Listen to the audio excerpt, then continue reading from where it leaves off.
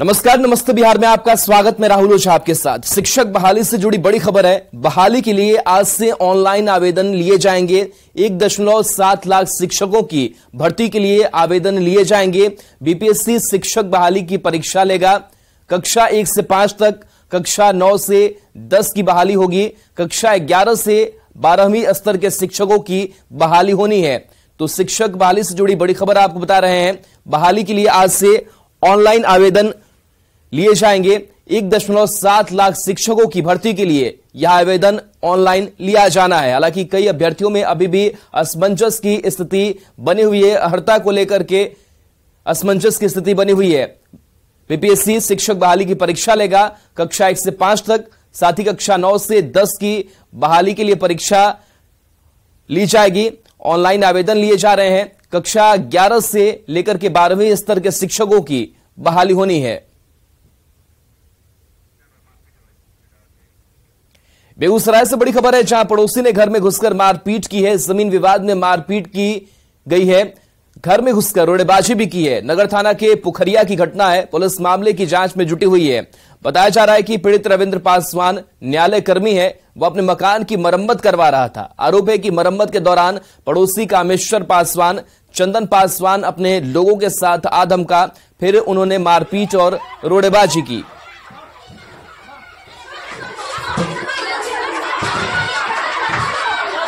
जमीन विवाद में मारपीट और मारपीट की तस्वीर देखिए। नगर थाना की पुखरिया की घटना सामने आई है।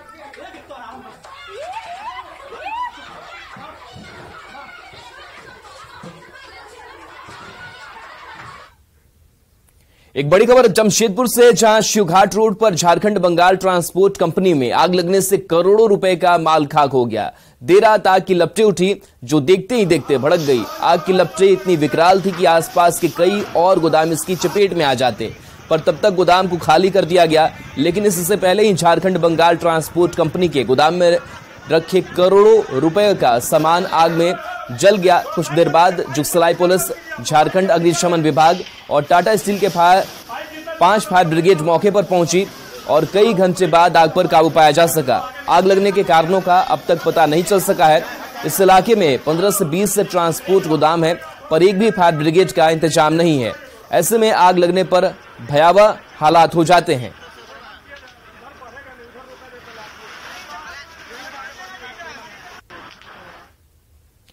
गोपालगंज पुलिस ने यूपी से बिहार के रास्ते पश्चिम बंगाल और असम में मवेशियों की तस्करी करने वाले एक गिरोह का बड़ा खुलासा किया है। मवेशियों से भरे एक कंटेनर और 2 पिकअप के साथ 6 पशु तस्कर को गिरफ्तार किया गया है।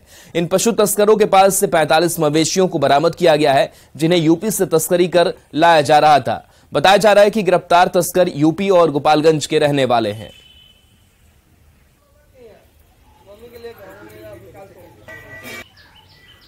गोपालगंज पुलिस ने पशु तस्करों पर बड़ी कार्रवाई करते हुए प्रशिक्षु डीएसपी सह थानाध्यक्ष कुचायकोट और जो सदर अनुमंडल पुलिस पदाधिकारी हैं, उनके नेतृत्व में 3 पिकअप और 1 ट्रक पे लदे करीब 45 मवेशी को जब्त किया है और इसमें शामिल जो 6 मवेशी तस्कर है उनको भी गिरफ्तार किया है। पटना रांची के बीच वंदे भारत दौड़ेगी। 26 जून से पटना रांची के बीच यह ट्रेन दौड़ेगी। वीडियो कॉन्फ्रेंसिंग से पीएम हरी झंडी दिखाएंगे। 12 जून को वंदे भारत का सफल ट्रायल हुआ। इकोनॉमिक क्लास का किराया 1760 रुपए होगा। सामान्य चेयर कार का किराया 890 रुपए होगा। कैटरिंग का चार्ज अलग से लगेगा। ट्रेन की एक बोगी में 78 सीट है।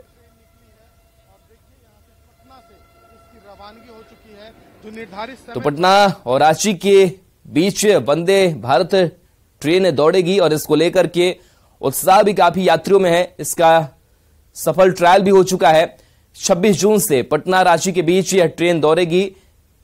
वीडियो कॉन्फ्रेंसिंग के जरिए प्रधानमंत्री नरेंद्र मोदी इसकी लेकर के हरी झंडी दिखाएंगे।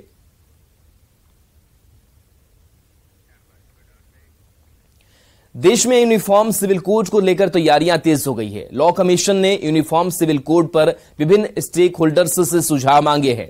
लॉ कमीशन ने पब्लिक, धार्मिक संगठनों से विचार मांगे हैं। लॉ कमीशन ने एक समान नागरिक संहिता की आवश्यकता पर नए सिरे से विचार करने और सार्वजनिक और धार्मिक संगठनों के सदस्यों सहित पब्लिक से विचार जानने का फैसला किया है। लॉ कमीशन ने यूनिफॉर्म सिविल कोड पर नई कंसल्टेशन प्रोसेस शुरू की है।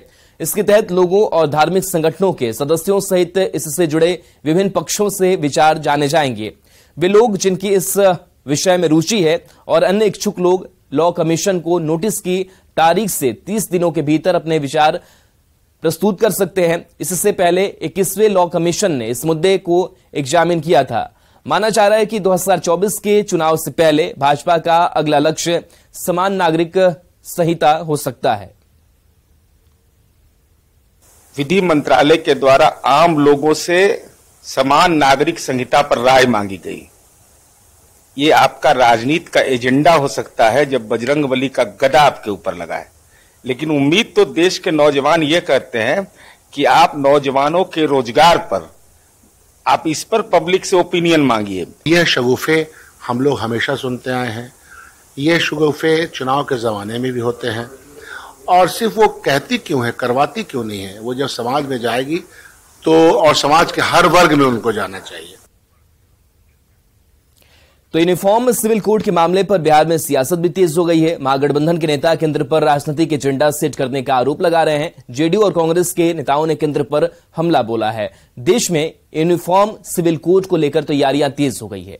लॉ कमीशन ने यूनिफॉर्म सिविल कोड पर विभिन्न स्टेक होल्डर्स से सुझाव मांगा है, जिस पर बीजेपी नेताओं ने भी प्रतिक्रिया दी है। बिहार बीजेपी के नेताओं ने कहा है कि यह मामला कोर्ट का है और सुप्रीम कोर्ट में काफी दिनों से मामला पेंडिंग है। लॉ कमीशन ने लोगों से सुझाव मांगा है कोर्ट को लेकर के। अब ये न्यायालय का मामला है। न्यायालय ने सरकार से आग्रह किया है कि आप अपने मंतव्य दें, सरकार देगी अपना मंतव्य। ये तो कोर्ट का मैटर है। कोर्ट अपना जिस तरह से देख रहा है उस तरह से बात कर रहा है। सुप्रीम कोर्ट ने ये बहुत दिनों से ये मैटर पेंडिंग है और सुप्रीम कोर्ट अपनी बातें कर रहा है। और इस बीच सूत्रों के हवाले से बड़ी खबर है। बीजेपी कोर ग्रुप की बैठक में लोकसभा चुनाव की रणनीति पर चर्चा की गई है। संभावित गठबंधन को लेकर चर्चा की गई है। संतोष सुमन के इस्तीफे के बाद के हालात पर भी चर्चा इस कोर ग्रुप की बैठक में की गई। संपर्क अभियान की समीक्षा भी की गई। विपक्ष को जवाब देने की रणनीति पर चर्चा भी की गई।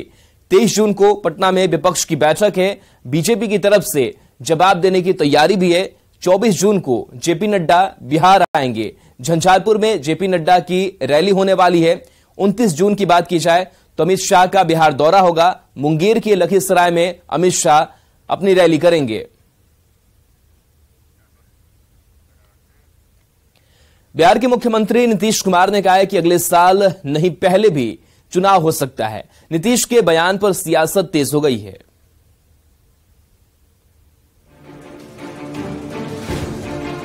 कब चुनाव होगा कोई जानता है जी?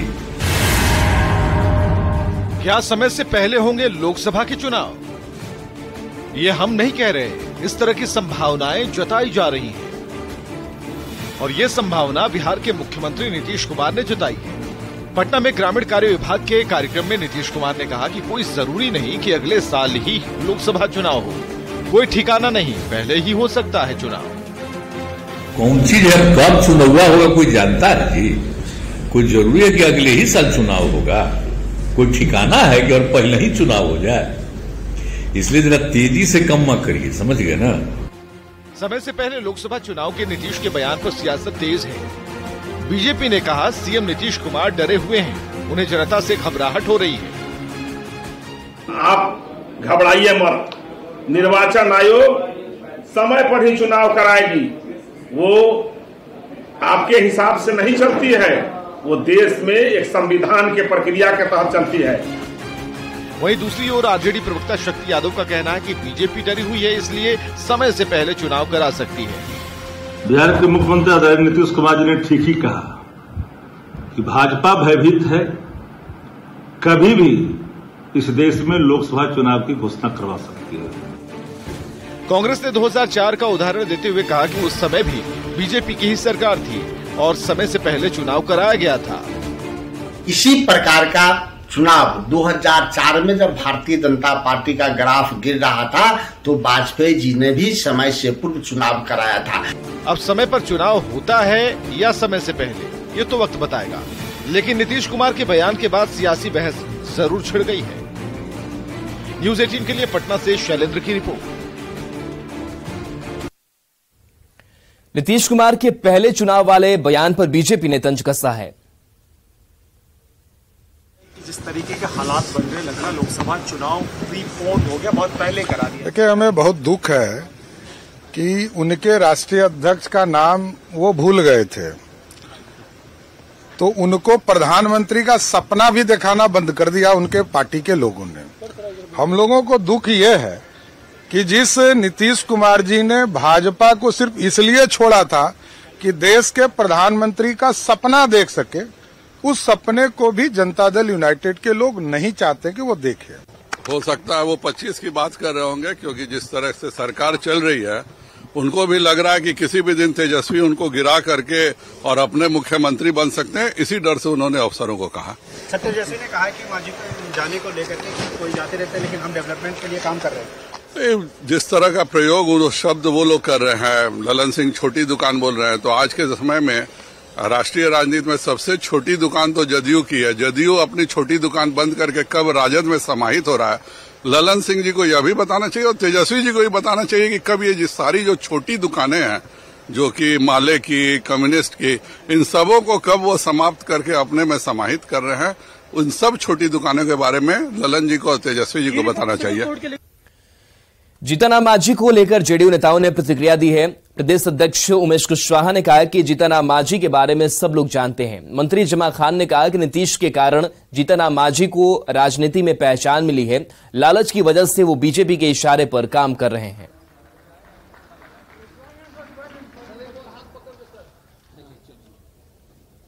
कब वो क्या बोलते हैं सब लोग अंदाजा लगा लीजिए। मांझी ने कहा एहसान थोड़ी किया है, बुरी तरह लोकसभा में हारे थे तो रबड़ स्टाम्प खोज रहे थे और सीधा साधा जीतन मांझी मिला। नीचे रखो थोड़ा।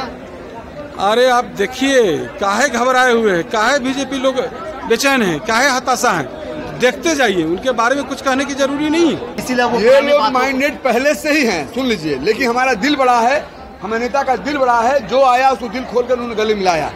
और आज बताना चाहता हूँ, चैलेंज करना चाहता हूँ, इससे कोई फर्क नहीं पड़ता है, जनता समझ रही है। जनता जो है हमारे नेता के कर्मों को देखते हुए, उनके मेहनत को देखते हुए उनके साथ खड़ा है और महागठबंधन परिवार का एक एक बच्चा खड़ा है।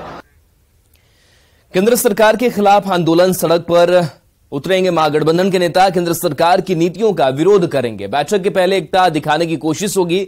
23 जून को पटना में विपक्ष की बैठक है, तो केंद्र सरकार के खिलाफ आंदोलन है।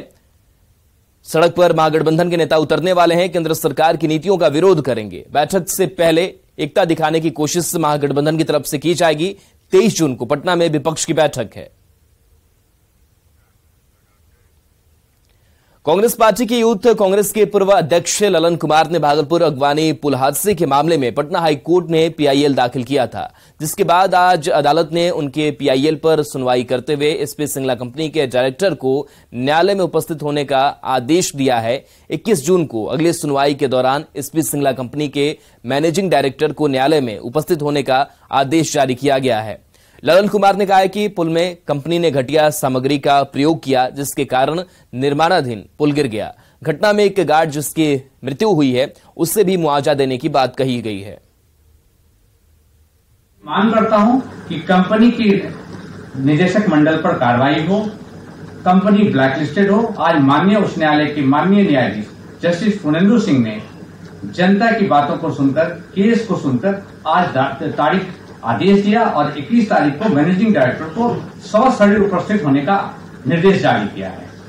इस बात की भी खुशी है कि जो गार्ड की मृत्यु हुई, उस गार्ड को भी मुआवजा देने के लिए कंपनी को कहा गया है। पटना के एसएसपी राजीव मिश्रा ने कल देर रात कराई मीटिंग की, जिसमें सभी थानाध्यक्ष, डीएसपी और सिटी एसपी मौजूद थे। बताया जा रहा है कि कुख्यात अपराधियों की गिरफ्तारी में लापरवाही बरतने को लेकर कई थानाध्यक्षों को शोकॉज किया गया है। इसके अलावा पीटीसी पास सिपाहियों की ओर से पहली बार आपराधिक मामले में किए गए अनुसंधान की भी समीक्षा की गई। बैठक के बाद एसएसपी ने कहा कि लापरवाही बर्दाश्त नहीं की जाएगी, लापरवाह थानेदारों को जल्द ही हटा दिया जाएगा।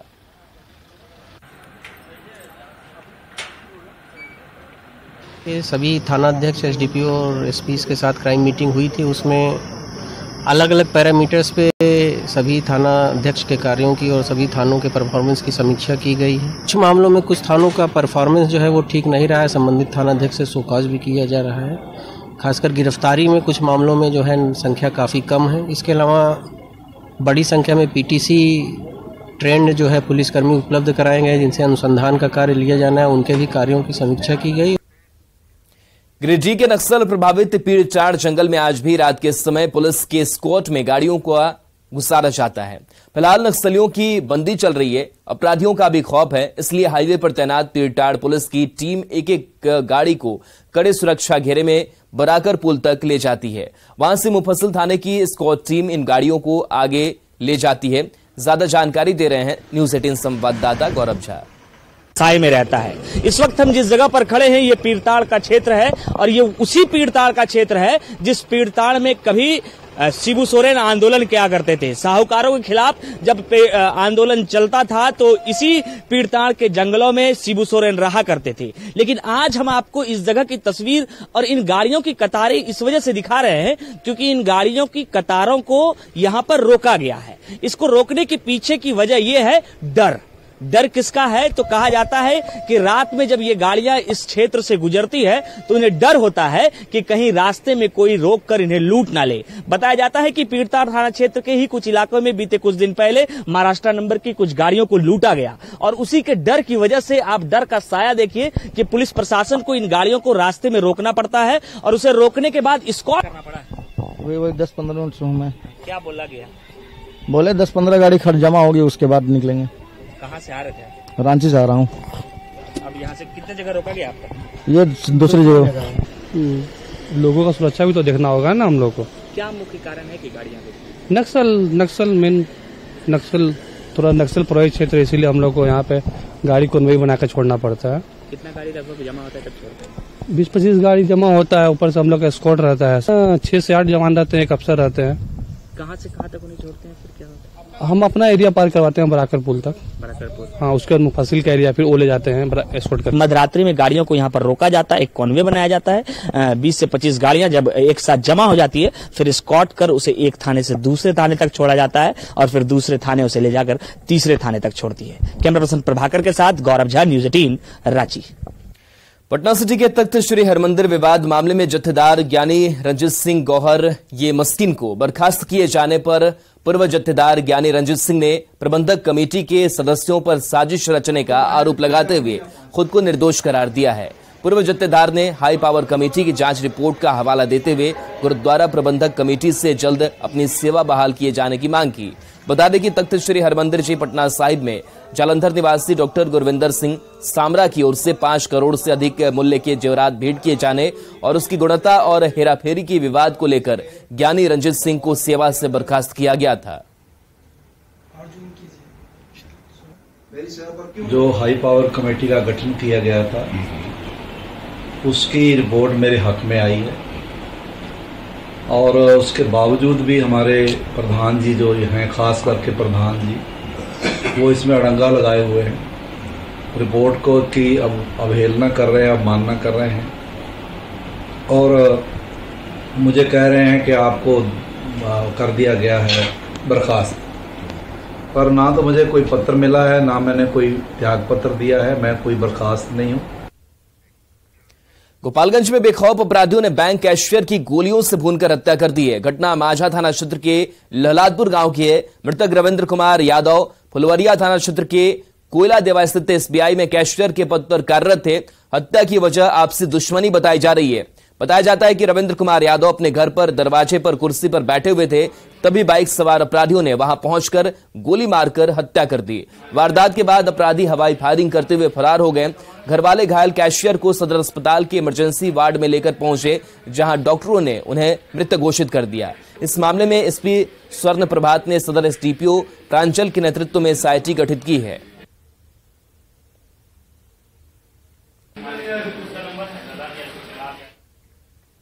भोजपुर में पुलिस के एक रंगबाज ड्राइवर ने महिला कांस्टेबल को थप्पड़ मार दिया, जिसका वीडियो तेजी से सोशल मीडिया पर वायरल हो रहा है।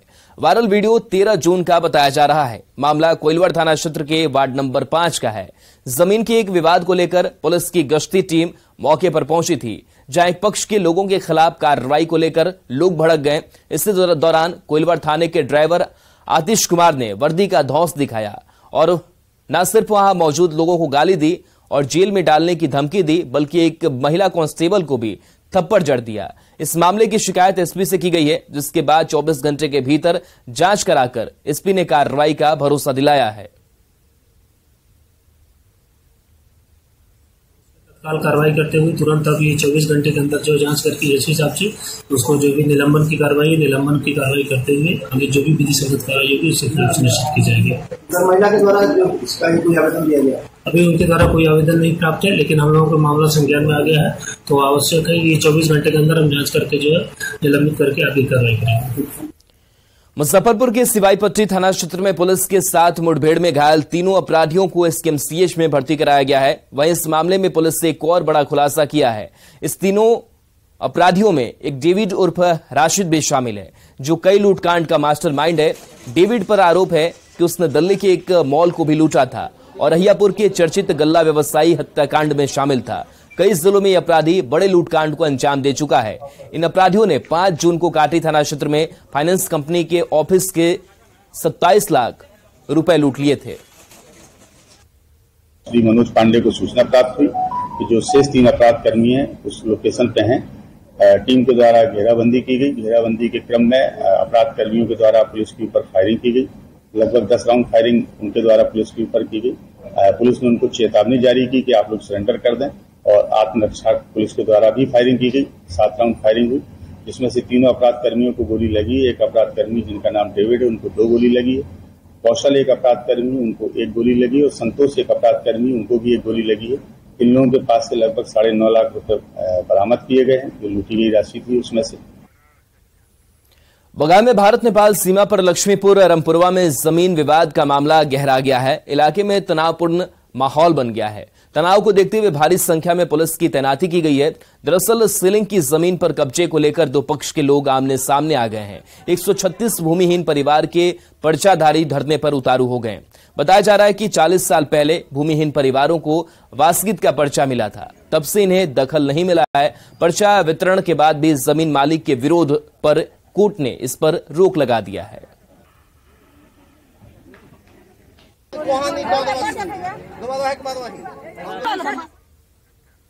खबरों का सिलसिला लगातार जारी है और एक नजर इस वक्त की हेडलाइंस पर।